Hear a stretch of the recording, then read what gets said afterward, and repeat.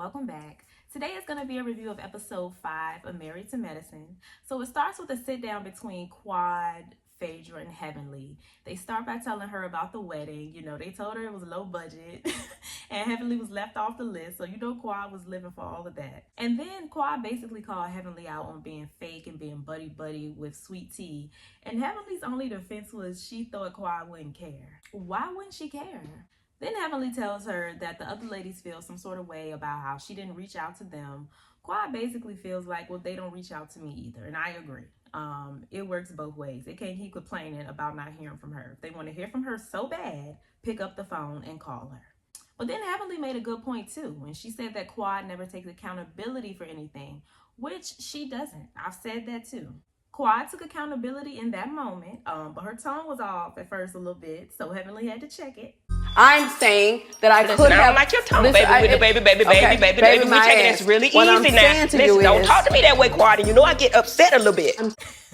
But, you know, they're good for now. Now, Phaedra is bringing some Roa to Married to Medicine, child, with these invitations at your front door. Hi. You may open the briefcase.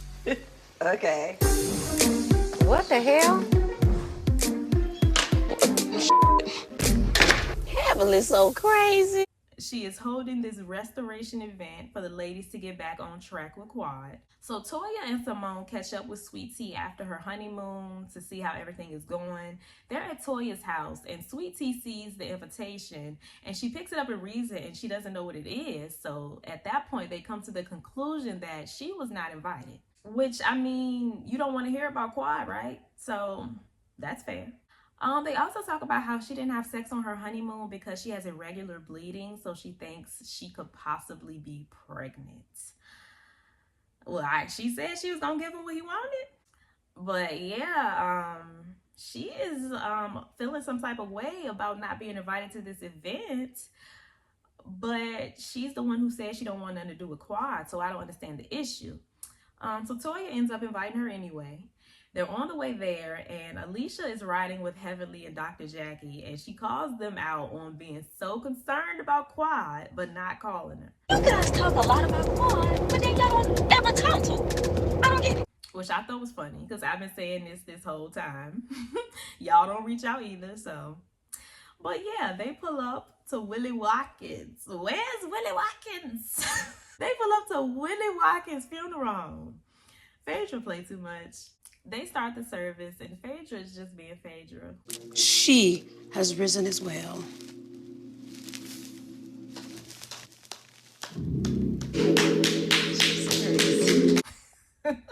But you know, she's good with words. She gave a nice little speech before Quad popped out the casket very dramatically.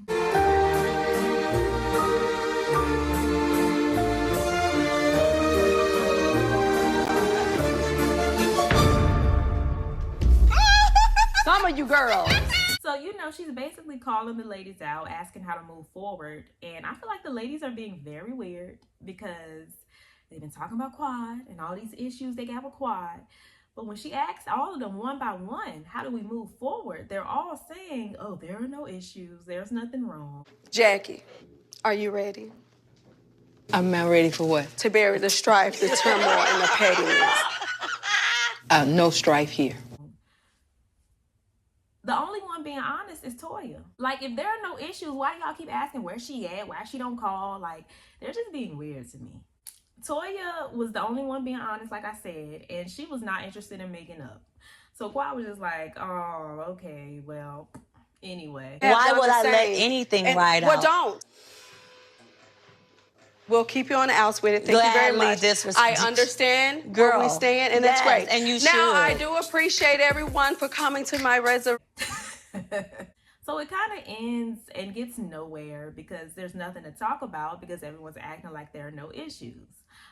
Phaedra is kind of disappointed in Quad because she felt like she didn't take accountability, but I feel like, what is she apologizing for if everybody's saying nothing's wrong? I'm kind of confused. Like, she asked them what the problem was. They said no problem. So what would she be apologizing for? If they wanted her to apologize for something, they should have said it in that moment when she asked them. So Heavenly then calls out Sweet Tea because y'all know Sweet Tea left her off the list, which caused them to get into it because, you know, she basically exposes that, well, you were talking about my marriage and Heavenly, well, my engagement. And Heavenly was like, well, Toya talked about it too.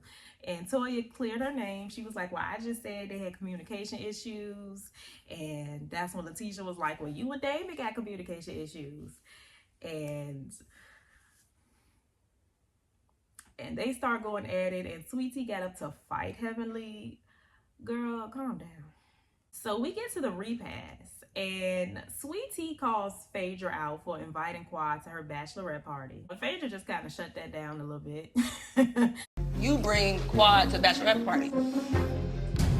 I talked to Gregory the next day, not you. I explained to you the reason why. Y'all know production told her to do that. So Phaedra really is like, yeah, girl, whatever. You know how this go. Then they move to Toya. They ask her how she can move forward with Quad. And basically, Toya just wants Quad to stop being so malicious. Y'all know Quad gets vindictive.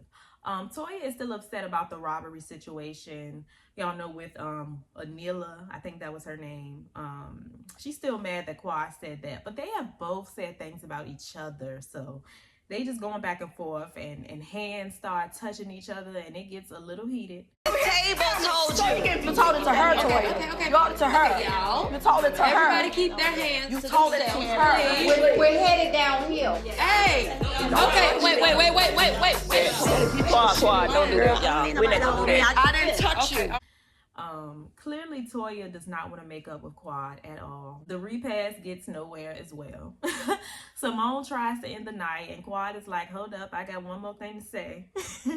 But the ladies kind of shut her down. More conversations with some more honesty, some more accountability on the Because table. there are some things that I want to say as well. Some more? And the event ends there. Now, Heavenly also feels like Quad should have taken accountability. But again, I just feel like, for what? Like, why didn't y'all say it in that moment? Heavenly said there were no issues as well. Why didn't you speak up when she asked you? It's like they have all of these issues with Quad until she in their face. And then they're like, oh, no issues. But yeah, that was that. Next week, though, it does seem like they're going to address her. It looked like they were at a winery or something. I don't know. But yeah, it was just kind of weird how everyone felt like Quad should have apologized for something, but nobody was telling her what she did wrong. I don't know. I was kind of on Quad's side this week, because she straight up asked all of them what the problem was, and they all said nothing. So I don't know. I just didn't get that. But y'all let me know what y'all thought about it in the comments down below. Stay happy, healthy, and all of that good stuff. And I will see y'all in my next video. Bye.